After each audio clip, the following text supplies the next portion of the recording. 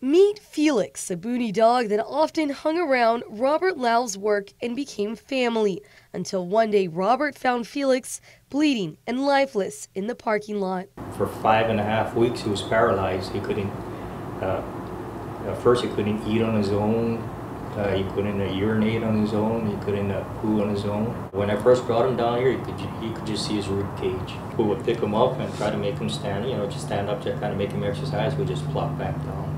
I would pray to God every day for him to walk. With patience, Isla Vet Clinic veterinarian Dr. Lisa Silk and her staff attended to Felix's wounds. He had a peripheral paralysis, which means it wasn't something in his back, like a broken back or hit by a car. For whatever reason, the nerves going to his muscles were not responding, and that can be from many, many things. It can be from a toxin, it can be from ticks, because it affects the junctions of our nerves. So that's going to take time for those nerves to start working again. We started on the Western medical treatments for him, and it wasn't really responding.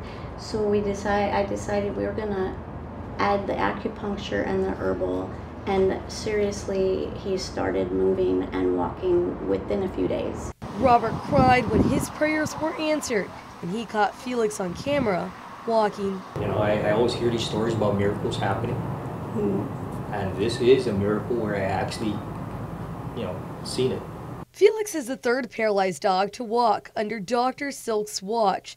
With the stray dog population increasing here on island, Dr. Silk says leaders should take action. We need to do something about the stray dogs. It's very possible that this was a tick disease. We as humans can get tick disease. So it isn't just an issue of having stray dogs that are definitely suffering, but they have diseases that we can get. She shares this advice if you find an animal in need. If they're scared and hurt, they may hurt you, but don't be afraid to come to the clinic. I will give you a sedative to give them, or to do my best to help you get them. Don't just leave them. I cannot underestimate that if you have faith and the love, they know if you give up on them, they know.